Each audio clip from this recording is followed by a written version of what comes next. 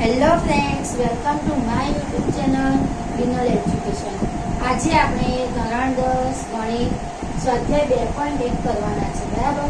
આ સ્વાધ્યાય 2.1 માં જે દાખલો છે પહેલો, એમાં આપણને અલગ અલગ ગ્રાફ આપે છે. એ ગ્રાફ પરથી આપણે શૂન્યોની સંખ્યા શોધવાની છે. હવે ગ્રાફ પરથી શૂન્યોની સંખ્યા કઈ રીતે શોધવી એ આજે હું તમને શીખવીશ. ચલો સ્ટાર્ટ કરીએ. જો આવી રીતે આપણને ગ્રાફ આપ્યા હોય અને અહીંયા આપણને કીધું છે કે નીચેની આકૃતિમાં કોઈ બહુપદી px માટે y બરાબર px ના આલેખ આપેલ છે.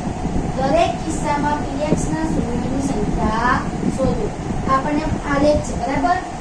તો અહીંયા આપણે એના શૂન્યોની સંખ્યા શોધવાની. શૂન્યોની સંખ્યા શોધવા માટે ધ્યાન રાખવાનું કે જે પણ ગ્રાફ આપ્યો હોય, આલેખ આપ્યો હોય, તો આ જે આડી રેખા એને x અક્ષ કહેવાય અને ઊભી રેખા એને y અક્ષ કહેવાય.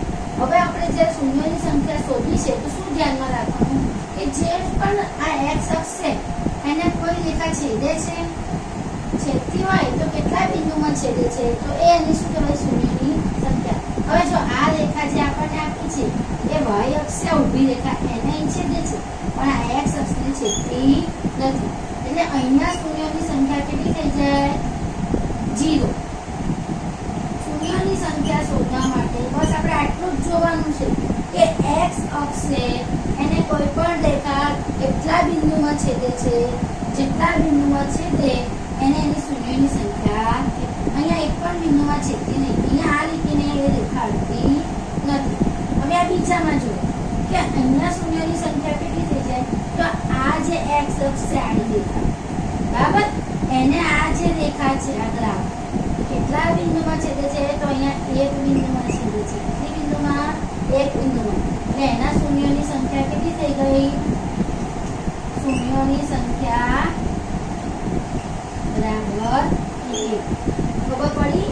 આડી રેખાને જે રેખા જેટલા બિંદુમાં છેદે એને શું કહેવાય, એની શૂન્યોની સંખ્યા. હવે અહીંયા જો આ જે ગ્રાફ છે એમાં આ x અક્ષ છે એને આ જે આલેખ છે કેટલા બિંદુમાં છેદે છે, તો અહીં જો 1, પછી આ 2 અને આ 3.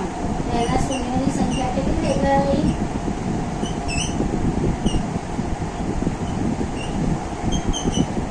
અહીંયા x અક્ષને 3 બિંદુમાં છેદે છે તો એના શૂન્યોની સંખ્યા થઈ ગઈ 3.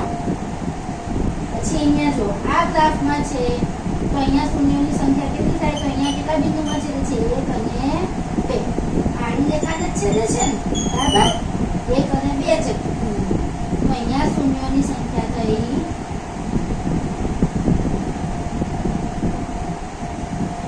2.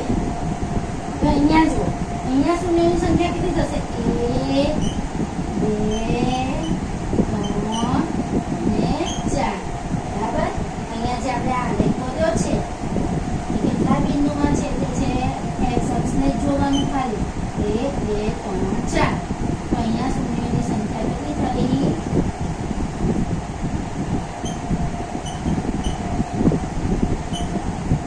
ને આ આલેખ જો અહીંયા શૂન્યોની સંખ્યા કેટલી થશે, 1, 2 અને 3. કેટલા બિંદુમાં છેદે છે, અહીંયા x અક્ષને 3 બિંદુમાં. તો અહીંયા શૂન્યોની સંખ્યા કેટલી થઈ, શૂન્યોની સંખ્યા બરાબર 3. તો બસ બીજું કશું જ નથી આમાં. ખાલી x અક્ષને જેટલા બિંદુમાં છેદે એટલા એના શૂન્યોની સંખ્યા કહેવાય. એકદમ ઈઝી છે અને પરીક્ષામાં માટે આ ખૂબ જ ઇમ્પોર્ટન્ટ છે. આના પરથી 1 માર્ક્સની ખાલી જગ્યા અથવા તો આપણને વિકલ્પોમાં પણ પૂછાતું હોય છે. આ રીતે આપણે શૂન્યની સંખ્યા શોધવાની.